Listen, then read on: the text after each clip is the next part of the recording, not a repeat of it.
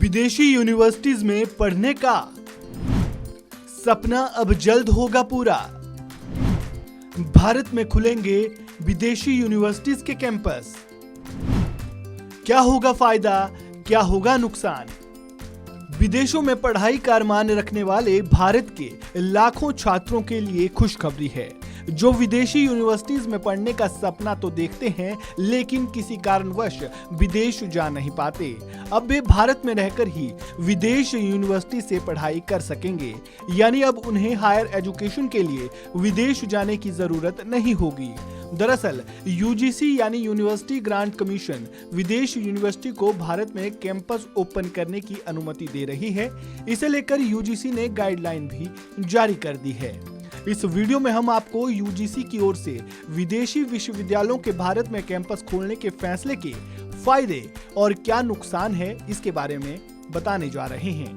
भारत में विदेश यूनिवर्सिटी और शिक्षण संस्थानों के कैंपस खोलने के फैसले से क्या नुकसान होगा, क्या फायदा होगा, इसके बारे में तो हम आपको आगे बताएंगे ही, लेकिन उससे पहले यूजीसी की ओर से जारी की गई गाइडलाइंस की कुछ बेसिक बातें जान लीजिए।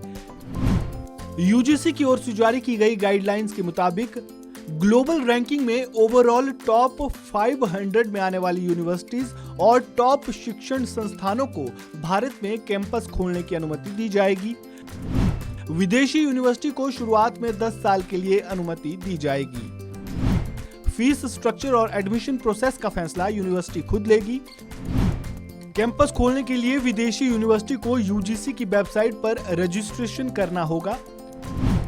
कैंपस खोलने के लिए 2 साल के अंदर कैंपस स्थापित करना होगा और मंजूरी मिलने के 45 दिनों के अंदर उसे ऑपरेशनल भी करना होगा। इसके अलावा विदेश यूनिवर्सिटीज को कैंपस में फिजिकल क्लास के लिए फुल टाइम प्रोग्राम को पेश करना होगा। उन्हें यूजीसी की तरफ से ऑनलाइन या डिस्टेंट एजुकेशन देने की मंजूरी नहीं होगी। भारतीय कैंपस में दी जाने वाली एजुकेशन की क्वालिटी उनके मेन कैंपस के समान ही गुणवत्तापूर्वक हो।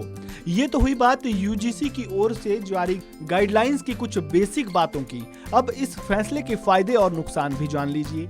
डीडी न्यूज से बातचीत में यूजीसी के chairman professor M Jagdish Kumar ने कहा कि विदेशी यूनिवर्सिटीज का कैंपस भारत में खुलने से भारतीय छात्रों को अंतर्राष्ट्रीय स्तर की गुणवत्तापरक शिक्षा देश में ही मिल सकेगी।